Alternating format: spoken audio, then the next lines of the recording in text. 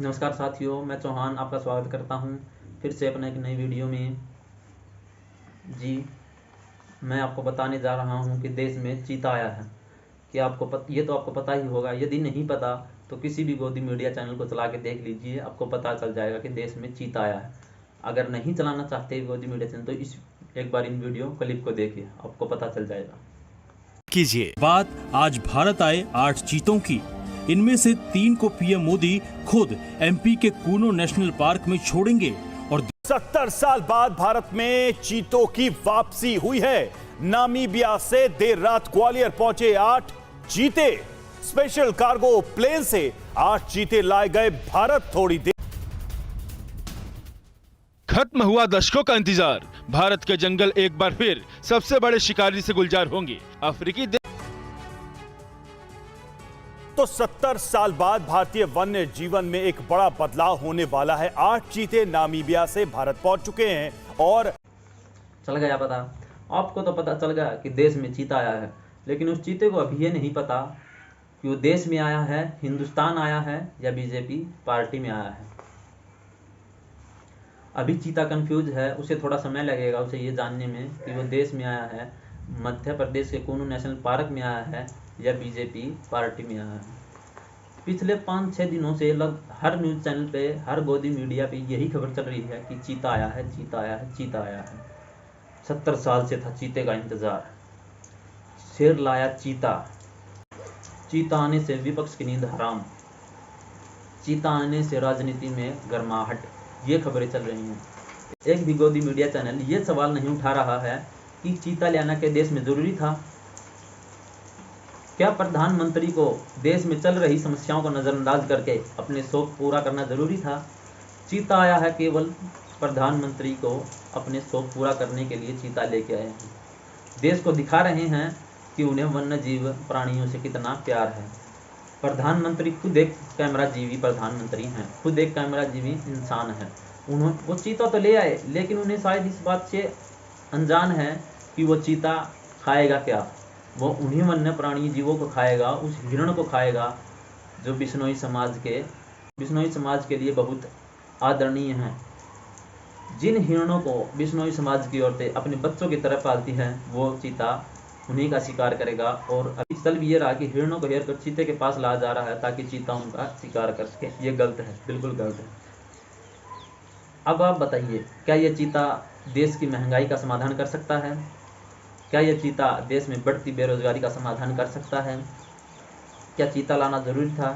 कौन है जो 70 साल से देश में चीते का इंतजार कर रहा था? क्या आपके आसपास कोई है, कोई आपका बुजुर्ग हो, कोई आपका घर वाला हो, कोई आपका गांव वाला हो जो ये कहता दिखा हो आपको, भाई हमें 70 साल से चीते का इंतजार है कि देश में कब ऐसा प्रधानमंत्री आए, जुमलेबाज आए जो देश में चीता लाए। प्रधानमंत्री को केवल अपने शौक पूरे करने से मतलब है, उन्हें देश से कोई लेना देना नहीं है। बीजेपी वालों के पास बस यही एक काम रह गया है कि दूसरे देश से करोड़ों रुपये खर्च करके चीता लाया जाए। इतने करोड़ों रुपये से यदि किसी गरीब का घर बसा जाए तो न जाने कितने ही सैकड़ों गरीबों को घर मिल जाते, जो बेघर हैं उन्हें छत मिल जाती। लेकिन ऐसा किसी ने नहीं सोचा और ना ही गोदी मीडिया ये सवाल करती है। गोदी मीडिया ने एक भी ऐसा मौका नहीं छोड़ा कि प्रधानमंत्री की चाटुकारिता की जा सके। गोदी मीडिया को केवल यही न्यूज़ दिखानी आती है जिससे वो पीएम की नज़रों में आ सके, उनकी नज़रों में अच्छा बन सके। हिंदू मुस्लिम का कहीं विवाद हो तो पूरे दिन कवरेज चलेगी हिंदू मुस्लिम का, हिंसक झड़प या फलान बिगड़ा जो भी है चलाते रहेंगे। एक भी काम की खबर गोदी मीडिया पर नहीं चलती और ना ही प्रधानमंत्री का उस ओर ध्यान जाता है, क्योंकि प्रधानमंत्री खुद एक कैमरा जीवी हैं। उन्होंने कैमरे पर वाहवाही लूटने के अलावा और कुछ आता ही नहीं है। अभी एक क्लिप और देखिए जरा। देश बदल रहा है जी। एक समय था हम कबूतर उड़ा छोड़ते थे, आज चीता छोड़ते हैं। प्रधानमंत्री बोल रहे हैं कि देश बदल रहा है, पहले कबूतर छोड़ते थे अब चीता छोड़ते हैं। जी बिल्कुल सही कहा प्रधानमंत्री जी ने कि देश बदल रहा है। पहले जिस देश में हिंदू मुस्लिमों ने एक साथ मिलकर 1857 की क्रांति की अगुवाई की थी, विदेशी आक्रांताओं के खिलाफ युद्ध लड़ा था, आज वही हिंदू मुस्लिम एक दूसरे को नफरत की निगाहों से देखते हैं। ऐसा किसके कारण? केवल बीजेपी के कारण है। बोलते हैं पहले कबूतर छोड़ते थे अब चीता छोड़ते हैं। बिल्कुल सही बात। पहले आप चाय बेचते थे, अब आप देश बेच रहे हैं। देश का सब कुछ बेच दिया आपने। जो 70 सालों में देश ने कमाया था आपने सब बेच दिया। दूसरी ओर आपको चीते की पड़ी हुई है। उधर कितने दिनों से, कितने महीनों से गौ माता लंपी बीमारी से जूझ रही हैं और उस पर आपका अब तक कोई भाषण नहीं आया है या आप उसकी कोई भी वैक्सीन नहीं खोजी गई है। रोज सैकड़ों हजारों गौ माता मर रही हैं लंपी बीमारी की वजह से, लेकिन अब तक इसका कोई समाधान नहीं हुआ है। उधर वो ढोंगी योगी अपने आप को बाबा कहने वाला, गौ सेवक कहने वाला, हिंदू मुस्लिम को हर बात पे लड़ाने वाला गौ माता करता रहता है। जब राजनीति की बात हो, जब वोट की बात हो तो गौ माता याद आती है। अब किसी को गौ माता की कोई नहीं पड़ी है। गौ माता बुरी तरह लंपी बीमारी से जूझ रही है। गौ माता की ओर किसी का ध्यान नहीं जाता क्योंकि गौ माता का वोट नहीं है जिससे उनका वोट बैंक बढ़ सके।